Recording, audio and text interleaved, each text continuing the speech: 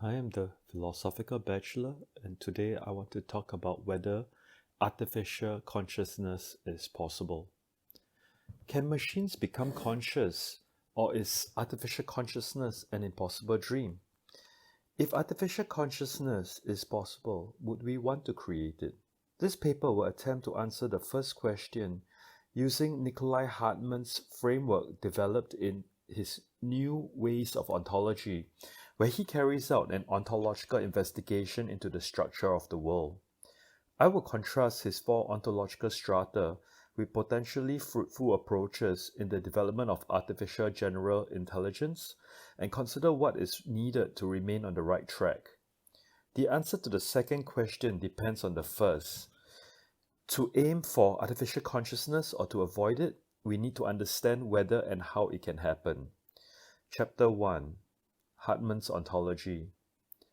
Hartman inherits notions of the groupings of the contents of the world from previous thinkers as far back as Aristotle and as recent as Hegel. He terms these levels of actual structure, such as inanimate objects, plants, animals, man, society, and history.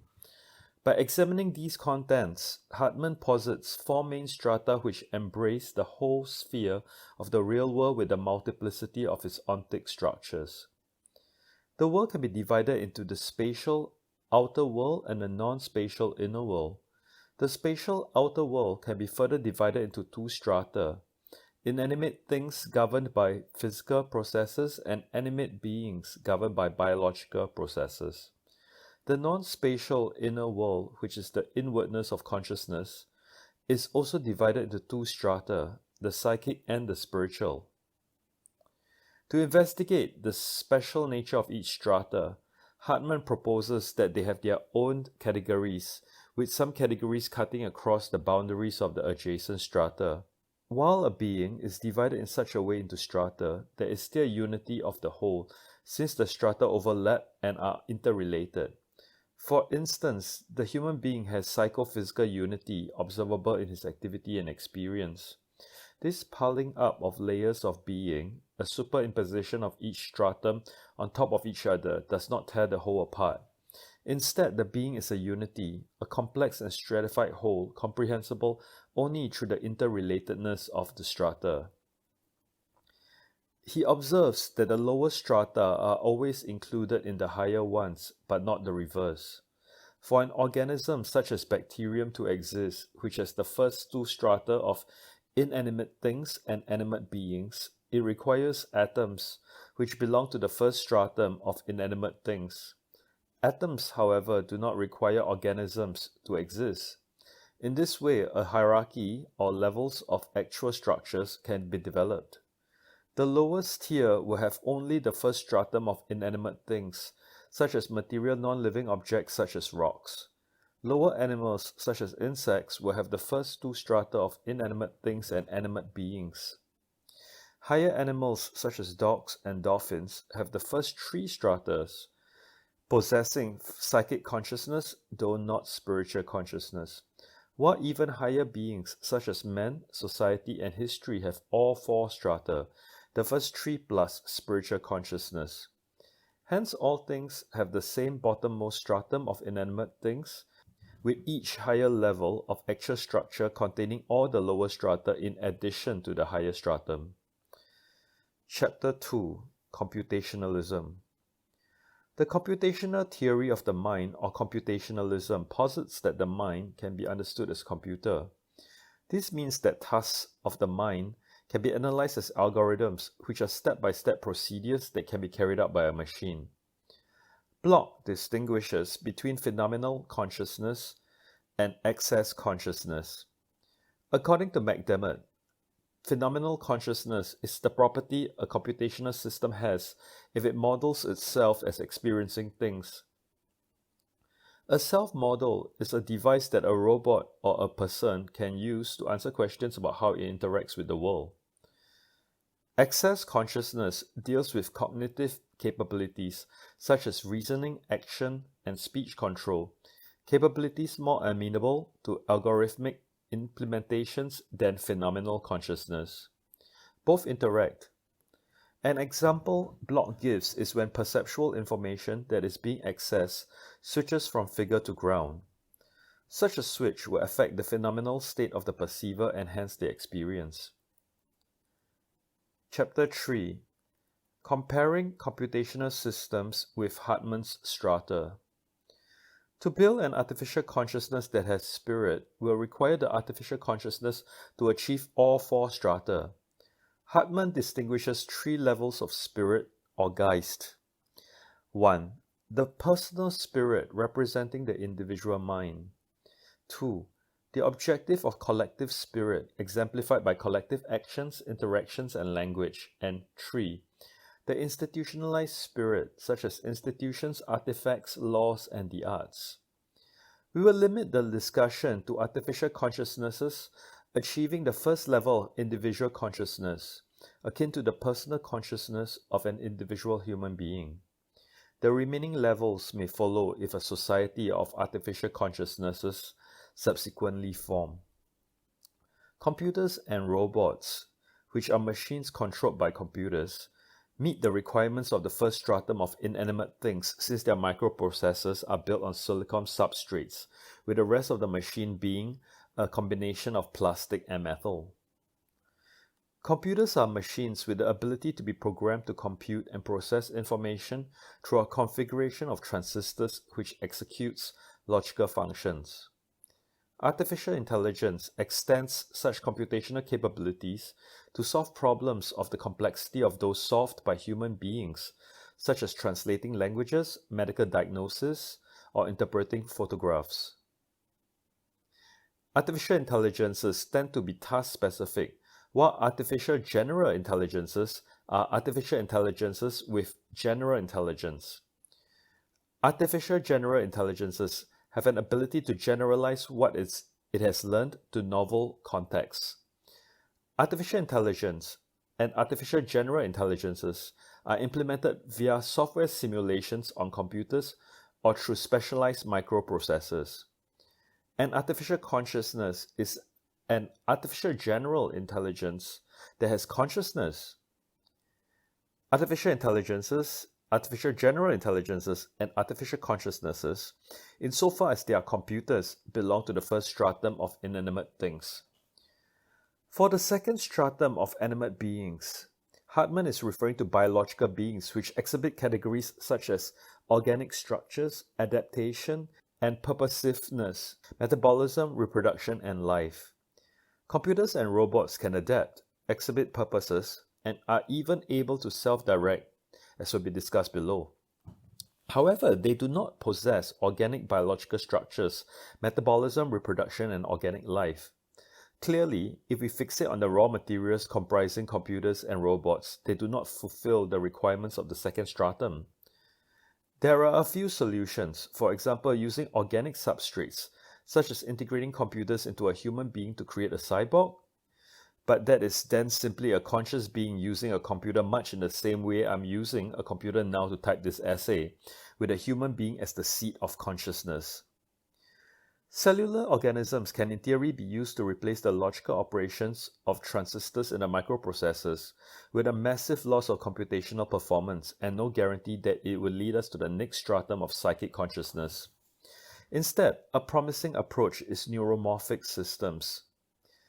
A typical design of computers today is modular, with separate and autonomous subsystems taking inputs from and passing outputs to other autonomous and separate subsystems. Chella et al. Suggests that such a system will not be able to develop phenomenal consciousness since the totally determinate subsystems will in turn completely determine the outputs of the system. Approaches to become more organic mimic the neural networks of the human brain, stressing connectivity between the computational units of the system. The idea is to implement networks of computational units whose behavior is not reducible to any part of the network, but rather it stems out of the integrated information of the system as a whole. This leads us to Hartman's third stratum of psychic consciousness, which includes categories such as act and content, and pleasure and displeasure. Why networked computer systems might be able to exhibit emergent psychic consciousness is because each neuron in the brain is not different in principle from a network node such as a software module, a chip, or a computer in a network of computers.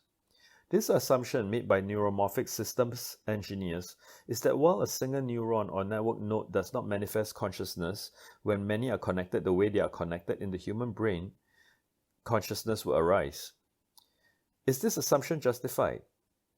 Artificial general intelligence systems are part of the same physical world that produce consciousness in human subjects, so they may exploit the same properties and characteristics that are relevant for conscious experience, argues Cheller. If the arrangement of neurons in the human brain gives rise to consciousness, then since artificial general intelligences are part of the same physical world as the brain, consciousness too should arise in a similarly networked computer system.